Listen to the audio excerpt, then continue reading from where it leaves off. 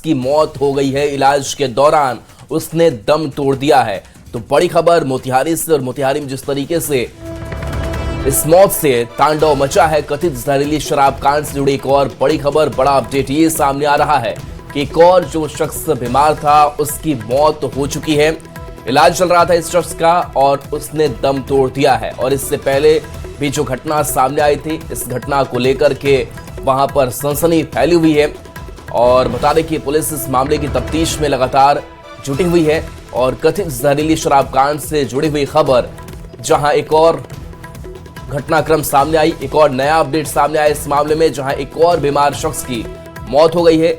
इलाज चल रहा था, इलाज के दौरान ही उस शख्स ने दम तोड़ दिया है। रघुनाथपुर के बाल गंगा का यह मामला सामने आया है। शंकर सरैया के प्रमोद यादव की मौत की खबर सामने आ रही है। अवनीश हमारे साथ, न्यूज 18 संवाददाता। अवनीश, एक और मौत अपडेट क्या? पूर्वी चंपारण के रघुनाथपुर थाना के बाल गंगा में जो स्पीड कांड कल हुआ था, उसी में एक और व्यक्ति की मौत हो गई है। और मृतक की पहचान जो है शंकर सरैया का रहने वाला प्रमोद यादव के रूप में हुई है। उसके भाई ने खुद इसकी पुष्टि की है कि मेरे भाई ने शराब पिया था और तबीयत बिगड़ी, अस्पताल में ले गए हम लोग, लेकिन उनको बचा नहीं सके और उनकी मौत हो गई है। देर रात जो है उनके शव को पोस्टमार्टम के लिए मोतिहारी सदर अस्पताल लाया गया है। वहाँ उनका पोस्टमार्टम उनके शव को किया जाएगा। लेकिन कई लोग और बीमार हैं, जिसमें लड्डू शाह है, लोहा सिंह है, ये अभी बीमार ही चल रहे हैं, इनकी आंखें की रोशनी चली गई है। और एक संदिग्ध की मौत जो है, वो चंदू की मौत जो है वो कल ही हो गई थी। उनके परिजनों ने शव का पोस्टमार्टम नहीं कराया था, आनंद फानंद में शव को जला दिया था। लेकिन अवनीश, अभी कितने बीमार हैं और कितने लोगों की मौत हो चुकी है, क्या पुष्टि हुई है? देखिए, 2 लोगों की मौत हो गई है, जिसमें प्रमोद यादव और चंदू, इन 2 लोगों की मौत की जानकारी मिली है। और 2 लोग गंभीर रूप से बीमार हैं, लड्डू शाह और लोहा सिंह, और एक और भी बीमार है जो निजी नर्सिंग होम में उनका इलाज चल रहा था। कुल 3 लोग अभी गंभीर रूप से बीमार हैं, जिनका इलाज चल रहा है। और 2 की मौत जो है वो अभी तक जो है इस जहरीली शराब कांड में हुई है। कल जिसकी मौत हुई थी देर रात, और उसकी पहचान जो है प्रमोद यादव के रूप में हुई है, जिनका घर शंकर सरैया में पड़ता है। और उनके भाई ने खुद इसकी जानकारी दी है कि मेरे भाई ने उसी शराब में, जो शराब कांड हुआ था, स्प्रीट कांड, उसी में उसने शराब का सेवन किया था और उसके बाद उसकी मौत हुई। कुछ लोगों की आंख की रोशनी चली गई थी, उनकी हालत अभी किस तरीके से है? देखिए, अभी तक उनकी आंखों की रोशनी नहीं आई है। लोहा सिंह और लड्डू शाह, ये 2 लोग हैं जिनकी आंखों की रोशनी जो है वो इस जहरीली शराब कांड में चली गई। उनका इलाज चल रहा है। डॉक्टर भले ही ये जरूर कर रहे हैं कि उनके सेहत में सुधार जरूर हो रहा है, लेकिन अभी तक आंखों की रोशनी नहीं आई है। ये भी एक चिंता का विषय है। लगातार इलाज उनका हो रहा है, परिजन वहां जमे हैं, लेकिन और भी लोग हैं जिनकी तबीयत हल्की खराब जरूर है, वो बता नहीं रहे, प्रशासन को इसकी जानकारी नहीं दे रहे हैं। चोरी छुपे इलाज जरूर करा रहे हैं, लेकिन अभी तक की जो पुष्टि हुई है उसमें 3 लोग अभी बीमार हैं, जिनका इलाज कहीं ना कहीं चल रहा है, और 2 लोगों की मौत की जो है अभी। जी चलिए, शुक्रिया अवनीश इस अपडेट के लिए आपका। देखिए, मोतिहारी में जहरीली शराब कांड के बाद पुलिस का एक्शन जारी है। जहरीली शराब कांड ने कई परिवार को तबाह कर दिया है। तो वहीं लोहा सिंह, लड्डू और गाजर पासवान 3 लोग गंभीर रूप से बीमार हैं। मोतिहारी पुलिस ने अब शराब माफियाओं पर बड़ी कार्रवाई करनी शुरू कर दी है। पताही थाना इलाके में पुलिस ने 6000 लीटर देसी अर्धनिर्मित शराब को नष्ट किया है। इसी के साथ एआईटीएफ की टीम की ओर से छापेमारी कर ढाका और चिरैया के साथ साथ कोटवा, चैनपुर में शराब की बड़ी खेप को जब्त किया गया। साथ ही शराब तस्कर मोहम्मद फौज और हरिओम को गिरफ्तार किया गया है। पुलिस के कड़े रुख से शराब माफियाओं में हड़कंप मचा हुआ है।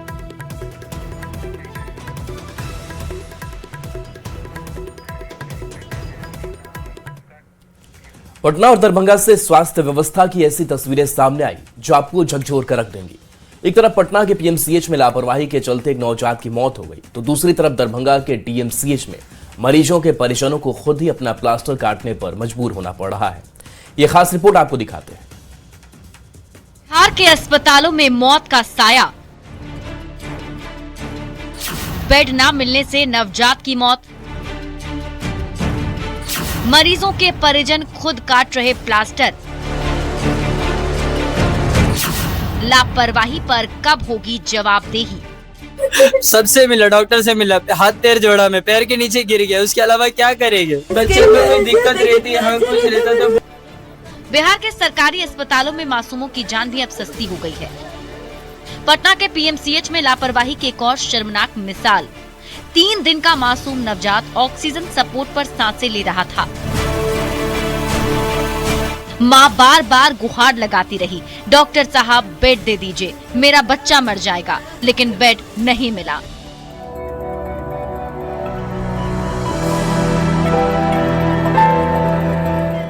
और एक छोटी सी जान दुनिया से हमेशा हमेशा के लिए चला गया।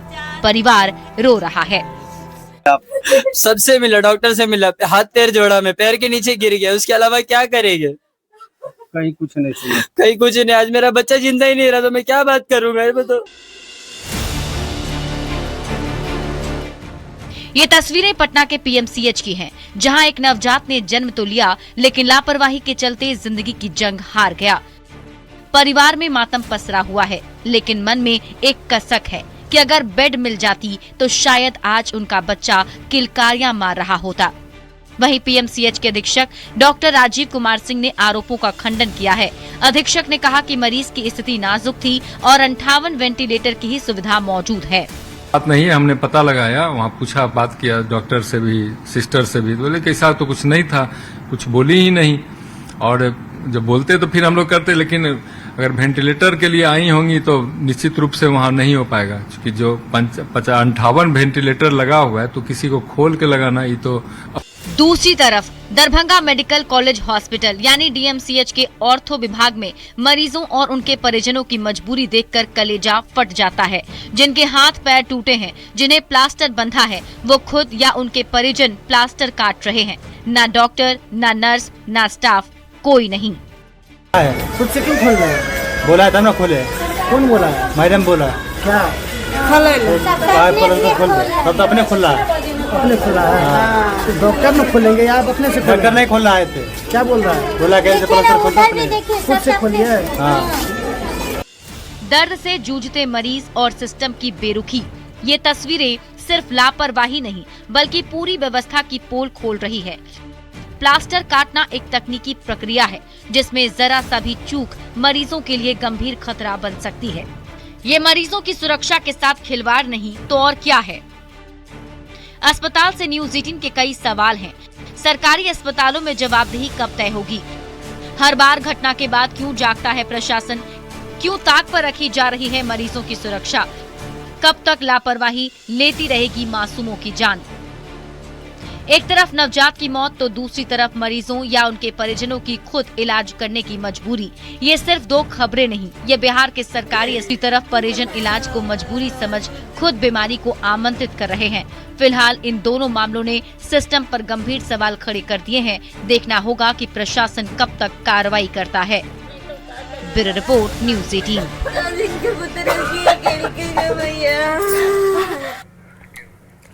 अब देखिए, सूत्रों के हवाले से खबर ये मिल रही है कि अप्रैल के तीसरे हफ्ते तक नए मुख्यमंत्री के नेतृत्व में नई सरकार बिहार को मिलने की संभावना है। 14 अप्रैल के बाद नई सरकार का गठन हो सकता है। 16 मार्च 2026 नीतीश कुमार राज्यसभा के लिए निर्वाचित हुए। 30 मार्च 2026 विधान परिषद से नीतीश कुमार का इस्तीफा।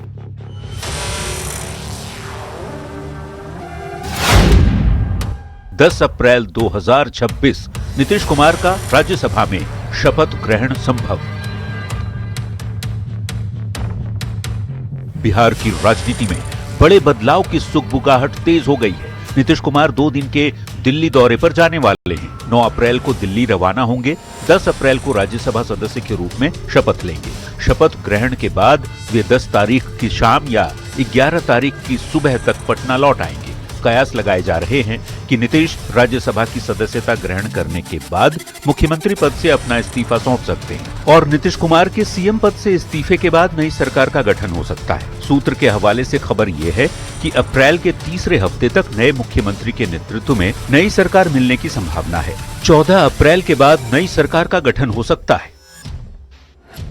अब राज्यसभा की वो सदस्यता लेंगे, राज्यसभा का शपथ लेंगे उसके बाद माननीय मुख्यमंत्री नीतीश कुमार जी को तय करना है कि वो कब वो इस्तीफा देंगे। बीजेपी और जेडीयू के नेता इसे एनडीए का आंतरिक मामला बता रहे हैं। एक बात महत्वपूर्ण है कि एनडीए आपस में मिल करके नीतीश कुमार जी के नेतृत्व में बिहार के नए नेता का चयन करेगा। दूसरी ओर बिहार में होने जा रहे इस बदलाव पर आरजेडी के नेता चुटीले अंदाज में तंज कस रहे हैं। ठीक है, अब तो तय हो चुका है कि नीतीश जी मुख्यमंत्री नहीं रहेंगे। गृह विभाग ने भी उनको छुट्टी कर दी है। माना जाता है कि खरमास में कोई शुभ काम नहीं होता। 14 अप्रैल को खरमास खत्म हो रहा है। ऐसे में 14 के बाद बिहार को बहुत जल्द नया मुख्यमंत्री मिलने वाला है। अब सबके जहन में यही सवाल घूम रहा है कि नीतीश के बाद कौन होगा बिहार का अगला सीएम। न्यूज 18 के लिए पटना से आनंद अमृतराज के साथ ब्यूरो रिपोर्ट। खबर समस्तीपुर से, जहां आरजेडी विधायक भाई वीरेंद्र ने सियासत को लेकर बड़ा बयान दिया है। उन्होंने मौजूदा सरकार को बिहार के लिए दुर्भाग्यपूर्ण बताते हुए कहा है कि आज राज्य की स्थिति काफी खराब है और जनता का वोट कहीं और जा रहा है, जबकि शासन कोई और कर रहा है। आने वाले चुनाव को लेकर उन्होंने दावा किया कि आरजेडी संघर्ष तेज करेगी और महागठबंधन की सरकार बनेगी। संघर्ष करेगा और आने वाले दिनों में आरजेडी की सरकार बनेगी, महागठबंधन की सरकार बनेगी। हम सारी चीजों पर अध्ययन कर रहे हैं, हमारे नेता तेजस्वी यादव अध्ययन कर रहे हैं और तरीके से उसको सबको ये कर रहे हैं और सबको मजबूती से काम करने के लिए आह्वान उन्होंने किया है और हम लोग मजबूती से दल को मजबूत करने का काम करें। मुख्यमंत्री का पद छोड़ने के बाद नीतीश कुमार की सुरक्षा घेरा पहले से भी अधिक बढ़ जाएगा। उन्हें एसएसजी के साथ Z+ श्रेणी की सुरक्षा भी मिलेगी।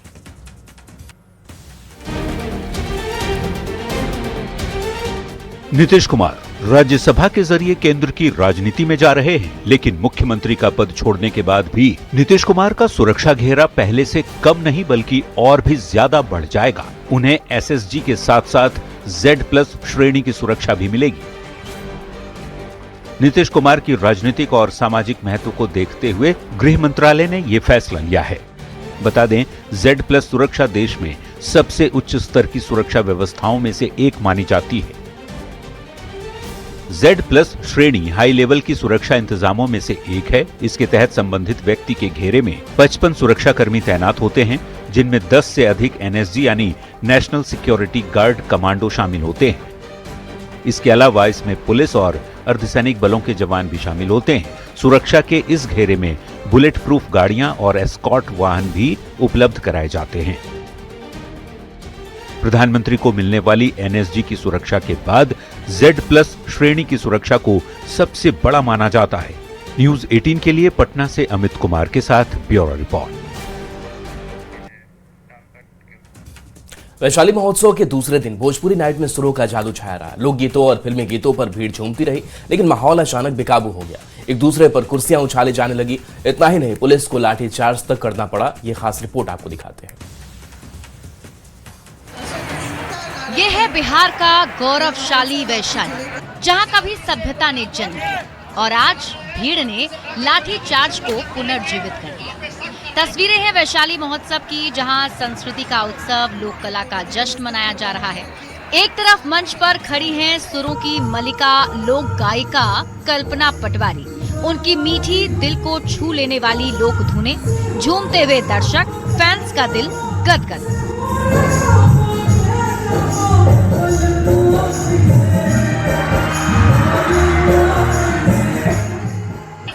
लेकिन दूसरी तरफ वही फैंस जो कल्पना जी के गाने पर मदमस्त थे, उनकी लाइनें गुनगुना रहे थे, अचानक बेकाबू हो गए। प्यार का सैलाब हंगामे में बदल गया। कुर्सियां उड़ने लगी, भीड़ अनियंत्रित हो गई, जैसे कोई तूफान आ गया। मंच पर कल्पना जी अभी गा ही रही हैं और नीचे अफरा तफरी का माहौल। किसी भी तरह का कोई अवांछित हरकत करेंगे तो करने का प्रयास न करें। बनाए रखें। साथ ही आपसे निवेदन है कि आप जिस मंच पर लोक कला का सम्मान होना था, वही कुर्सियां टूटी, लोग बेकाबू हुए। और हालात ऐसे बिगड़े कि पुलिस को भी उनके साथ झूमना पड़ा। पुलिस ने भी सोचा अब जनता इतनी एक्टिव है तो हम भी थोड़ी भागीदारी दिखा दें, और फिर क्या, लाठियां भी थिरकने लगी, बिल्कुल उसी लय में जैसे मंच पर गीत चल रहा था और नीचे कुर्सियां। अब सवाल ये है, क्या हम उत्सव मनाने आए थे या उपद्रव करने? एक तरफ लोक संस्कृति को बढ़ावा देने का दावा, दूसरी तरफ पुलिस को लाठियां चलानी पड़ रही है। हम खुद को संस्कृति प्रेमी कहते हैं, लेकिन मौका मिलते ही उसी संस्कृति का तमाशा बना देते हैं। वैशाली से न्यूज़ 18 के लिए प्रफुल्ल कुमार की रिपोर्ट। खबर मुजफ्फरपुर से, जहां गरहा में देखिए आयोजित पशु मेला में भोजपुरी सुपरस्टार खेसारी लाल यादव के कार्यक्रम में हुए हंगामे को लेकर पुलिस ने अब जांच शुरू की है। और इस मामले में सिटी एसपी ने बताया है कि मेला कमेटी ने भीड़ को लेकर सही जानकारी नहीं दी थी, जिसकी वजह से ये हालात हुए। बैरिकेडिंग को लेकर प्रॉब्लम्स हुई, जिसकी वजह से भगदड़ की स्थिति हुई और जिसमें 3 पुलिसकर्मी को भी चोट आई है। फिलहाल पूरे मामले की जांच की जा रही है। वहीं मेला के आयोजक पूर्व मंत्री राम सूरत राय ने वीडियो जारी करके बताया है कि कल रात खेसारी लाल यादव के कार्यक्रम में थोड़ी स्थिति बिगड़ी थी, लेकिन पुलिस प्रशासन और सुरक्षा कर्मियों की तत्परता से स्थिति कंट्रोल में आ गई। विशेष कुछ नहीं हुआ।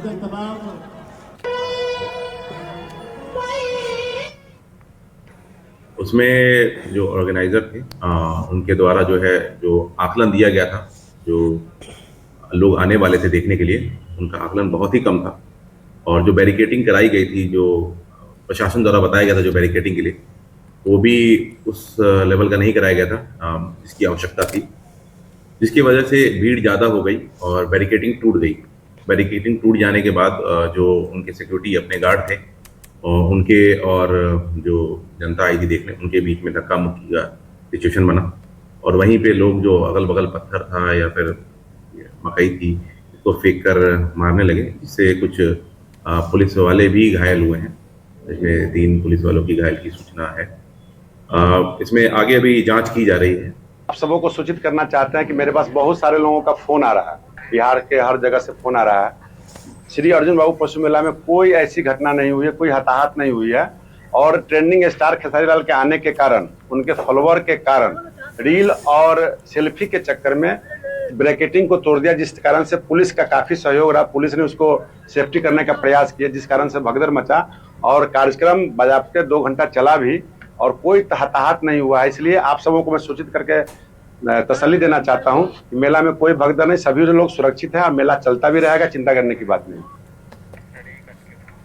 गोपालगंज के बलथरी चेक पोस्ट पर NH-27 पर परिवहन विभाग के ESI को गिरफ्तार कर लिया गया था। इसके बाद यातायात व्यवस्था पूरी तरह चरमरा गई थी। चेक पोस्ट पर परिवहन कर्मियों के काम बंद करने से करीब 5 किलोमीटर लंबा जाम लग गया है, जिसका खामियाजा ट्रक चालकों और आम यात्रियों को भुगतना पड़ा है। दरअसल एसपी ने छापेमारी के दौरान एक ट्रक चालक की शिकायत पर 400 रुपए की अवैध वसूली के आरोप में ESI हेमंत कुमार को गिरफ्तार किया था। गिरफ्तारी के बाद निगरानी कोर्ट में पेशी के बाद उन्हें न्यायिक हिरासत में जेल भेजा गया। इस कार्रवाई के बाद परिवहन विभाग के कर्मियों में नाराजगी है और उन्होंने कामकाज ठप कर दिया है। इस मामले पर डीएम ने कहा कि उन्हें अभी तक एसपी का पक्ष नहीं मिला है। हालांकि जाम की स्थिति को लेकर उन्होंने एसपी से बात की है, इस पर जल्द समाधान का आश्वासन मिला है। इधर एसपी ने साफ किया है कि चेक पोस्ट पर वर्दी की आड़ में अवैध वसूली की जा रही थी और भ्रष्टाचार के खिलाफ कार्रवाई आगे भी जारी रहेगी।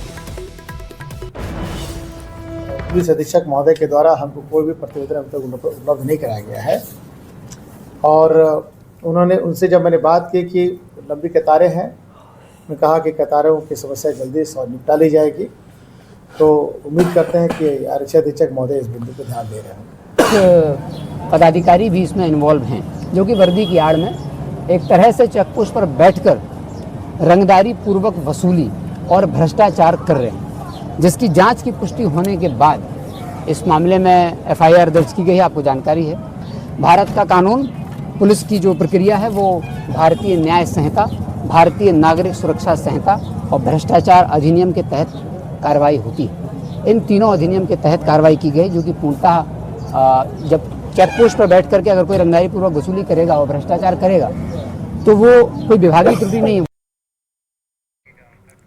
इस वक्त की बड़ी खबर देखिए, बिहार धार्मिक न्यास परिषद का बड़ा फैसला, नालंदा के मगड़ा शीतला मंदिर में ट्रस्टी नियुक्ति। भगदड़ हादसे के बाद से ये अहम फैसला लिया गया परिषद अध्यक्ष रणवीर नंदन ने जारी किया आदेश। बिहार शरीफ एसडीएम को बनाया गया अस्थायी ट्रस्टी। तत्काल प्रभाव से लागू हुआ आदेश। बिहार हिंदू धार्मिक न्यास अधिनियम के तहत नियुक्ति।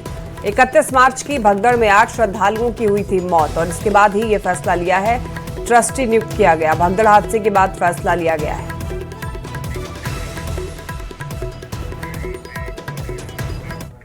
और चलिए छोटे से